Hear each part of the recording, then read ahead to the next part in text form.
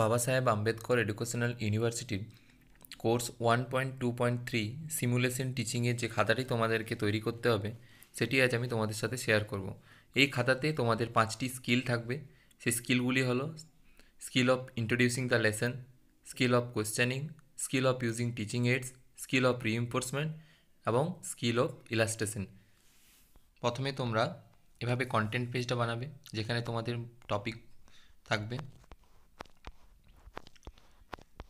এরপর micro teaching সম্পর্কে কিছু ইন্ট্রোডাকশান লেখা থাকবে।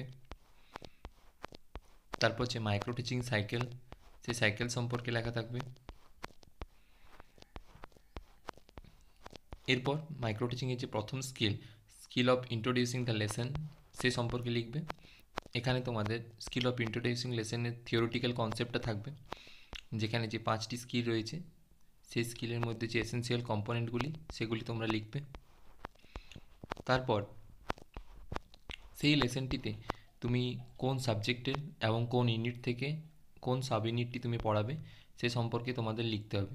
এখানে আমি লাইফ সায়েন্সের খাতা শেয়ার করছি। তো লাইফ সায়েন্সের আমি যেটি নিয়েছি কন্টিনিউটি অফ লাইফ এবং স্ট্রাকচার অফ ডিএনএ। তো দেখো এভাবেই তোমাদেরকে প্রত্যেকটা স্কিল কিন্তু লিখতে হবে। স্কিল অফ ইন্ট্রোডিউসিং দ্য লেসনের জন্য একটা বোর্ড ওয়ার্ক করতে হবে। তো বোর্ডে এভাবে তোমরা লিখেছো সেটি ছোট্ট একটি কাগজ দিয়ে এভাবে বোঝাতে হবে।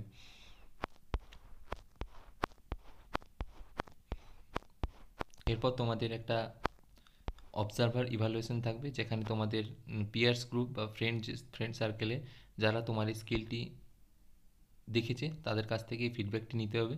এটা চাইলে তোমরা হাতে করেও ছক বানিয়ে করতে পারো, অথবা এভাবে জেরক্স পেজে বার করে দিতে পারো। এর পিডিএফ আমি দিয়ে দেবো যদি তোমরা এটা জেরক্স করতে চাও। তারপর তোমরা সেকেন্ড স্কিল অফ কোশ্চেনিং, সে সম্পর্কে প্রথমে থিওরিটিক্যাল নলেজটা দেবে। তারপর সেই স্কিলের যে এসেন্সিয়াল কম্পোনেন্ট রয়েছে সেগুলো দেবে। সেই স্কিলের জন্য তুমি যে বোর্ড ওয়ার্ক করেছো সেই বোর্ড ওয়ার্কটি দেবে।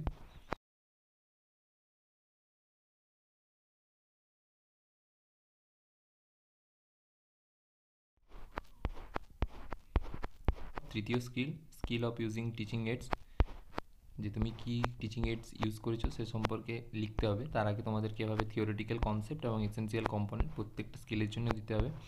এইখানে টিচিং এইডসে আমি অডিও ভিজুয়াল ইউজ করেছি, সেই জন্য তাদেরকে যে স্ট্রাকচারটা দেখিয়েছি সেই ডিএনএ ডবল হেলিক্সের স্ট্রাকচারের একটা প্রিন্ট আউট বার করে খাতাতে কিন্তু দিয়েছি। তারপর সেই স্কিলের যে ডিটেল প্রসিডিওর কীভাবে আমি করেছি সেটা লিখেছি।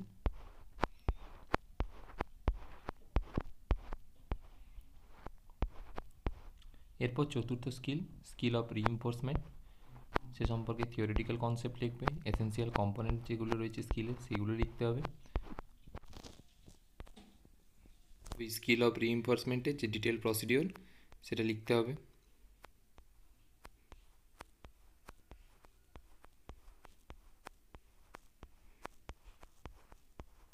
সবশেষে তোমাদের থাকবে স্কিল অফ ইলাস্ট্রেশন, যেখানে স্কিলটা সম্পর্কে একটা থিওরিটিক্যাল কনসেপ্ট এবং এসেন্সিয়াল কম্পোনেন্ট লিখে নিতে হবে। এরপর সেই স্কিলটা বোঝানোর সময় তুমি যে আমি এখানে অডিও ভিজুয়াল ইউজ করেছি, অর্থাৎ পিপিটির সাহায্যে দেখিয়েছিলাম। তো সেই জন্য আমি এখানে যে স্লাইডটা দেখিয়েছি সেই স্লাইডটার একটা ছবি খাতাতে চিটিয়েছি। তো তোমরা এভাবে খাতাতেও চেটাতে পারো, বা যদি তোমরা মডেল ইউজ করো তাহলে মডেলটির ছবি তুলে এভাবে এখানে লাগাতে পারো। এরপর সেই স্কিলের যে ডিটেল প্রসিডিওর রয়েছে, কীভাবে আমি স্কিলটি স্টুডেন্টের সাথে ইলাবোরেট করেছি সে সম্পর্কে লেখা আছে। সবশেষে অবজারভার ইভ্যালুয়েশন দেওয়া রয়েছে এবং সবশেষে কনক্লুশন থাকবে। তো এই ছিল মাইক্রো টিচিং যে সিমুলেশন খাতা, 5টা টিচিং স্কিল কীভাবে লিখবে